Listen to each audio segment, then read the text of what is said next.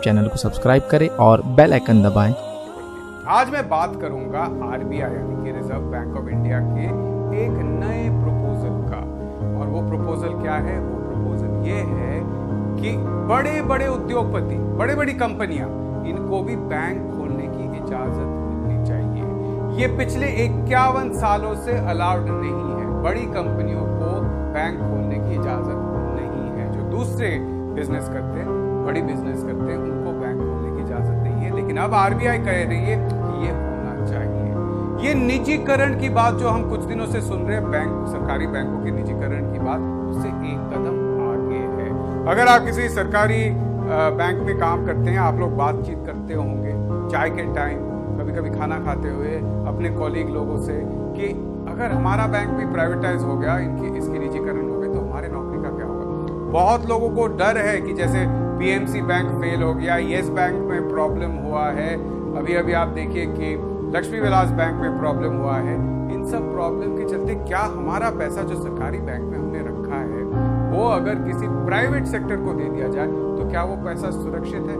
वो तो आप बात छोड़िए, आरबीआई वो सुरक्षित होने की बात तो कह नहीं रही है, उसके आगे जा रही है, कह रहे कि बड़ी कंपनियां अपना बैंक खोल सकती है। इसका असर हमारी इकोनॉमी पे बुरा होगा और जो अमीर गरीब का फासला है वो और भी बढ़ेगा। तब मैं सोचता था कि बैंक इसलिए होते हैं क्योंकि जो हम पैसा हमारे पास होता है वो कोई चोर आकर हमारे घर से उठाकर ना ले जाए, इसलिए हम बैंक में सुरक्षित रखते हैं, इसलिए बैंक होते हैं। तो आप सोचिए कि मैं कितना हैरान हुआ होगा जब मुझे पता चला कि बैंक से ब्याज भी मिलता है। एक तो वो हमारा पैसा सुरक्षित रख रहे हैं, उसके पैसे भी दे रहे हैं। बहुत देर बाद जब मुझे अकल आई तब मुझे समझ आया कि बैंक अगर हमसे डिपॉजिट लेकर हमको ब्याज देते हैं तो वही पैसा फिर वो उद्योगों को, कारोबारियों को लोन में देते हैं, उनसे ज्यादा ब्याज लेते हैं। और ये जो गैप होता है, जो ब्याज वो हमें दे रहे हैं और जो ब्याज वो लोन पर ले रहे हैं, इसी से बैंक का मुनाफा होता है और इसीलिए बैंकिंग बिजनेस चलता है। तो खैर ये तो हुआ बैंक के बिजनेस की बात। लेकिन अगर मैं पूरे अर्थव्यवस्था के तरफ से देखूं तो बैंक एक बहुत महत्वपूर्ण इंस्टीट्यूशन होता है अर्थव्यवस्था में। वो क्यों? क्योंकि हमारी बचत हो, कहीं पे भी जो बचत हो रही है, वो पैसा बैंक लेता है, इकट्ठा करता है और उसको उद्योगपतियों को, कारोबारियों को, सरकार को लोन देता है। हम लोगों को भी पर्सनल लोन उससे मिलता है ताकि हम घर खरीद सकें, गाड़ी खरीद सकें। और इसी को कहा जा सकता है कि जो सोया हुआ पैसा है, हमारे बैंक में सोया हुआ पैसा है या फिक्स डिपॉजिट में सोया हुआ पैसा है, जो किसी काम पे नहीं लगाया जा रहा है, उसको जीता जागता पूंजी में बदला जा सकता है, जो कि उत्पादक पूंजी है, उसमें बदलता है एक बैंक। तो आप समझ सकते हैं कि बैंक पर कंट्रोल करना कितना बड़ा फायदेमंद चीज हो सकता है किसी भी कारोबारी के लिए। और इसीलिए 1969 के बाद जब बैंकों का राष्ट्रीयकरण हुआ, प्राइवेट बैंक होते थे, 14 बड़े कमर्शियल बैंकों का इंदिरा गांधी ने नेशनलाइजेशन कर दिया। उसके बाद से कहा गया है कि कोई भी बड़ा पूंजीपति, कोई भी बड़ा कारोबारी, कोई भी बड़ा कंपनी जिसका कोई और बिजनेस हो, वो बैंक नहीं चला सकता। 1990s तक तो खैर प्राइवेट बैंक थे ही नहीं, बंद हो गए थे। अब उसके बाद भी जब प्राइवेट बैंक खोले जाने की लाइसेंस दिए जाने लगे, तब भी कहा गया कि आपका अगर कोई दूसरा बड़ा बिजनेस है, आप बैंक नहीं खोल सकते। क्यों? इसका एक सिंपल कारण है कि आप सोचिए कि अगर मैं एक उदाहरण देता हूं कि एक ब्रिज बनने का एक टेंडर खोला जा रहा है। हाँ, 4 कंपनियां हैं, टेंडर वो प्रेजेंट करेंगे कॉन्ट्रैक्ट के लिए और एक के पास एक बैंक है। अब आप सोचिए कि ब्रिज बनाने के लिए जितना पूंजी की जरूरत होती है वो किसी भी कंपनी के पास नहीं होगा, अपने पास नहीं होगा, तो क्या होता है, वो लोन लेते हैं बैंक से। अगर इनमें से एक कंपनी के पास अपना बैंक है तो क्या होगा, उनको पता होगा कि हमें तो आसानी से लोन मिल जाएगा, सस्ते में लोन मिलेगा। दूसरों को अगर 10% में लोन मिल रहा है तो हमको 8% में मिल जाएगा। तो इसके चलते क्या होगा, वो टेंडर में जब प्रेजेंट करेंगे अपना, वो थोड़ा सा पैसा कम दिखा सकते हैं, खर्च कम दिखा सकते हैं और कॉन्ट्रैक्ट उनको मिल जाएगा। और सीधी बात है, जिसके पास पूंजी है वो कंपटीशन में आगे निकल जाएगा।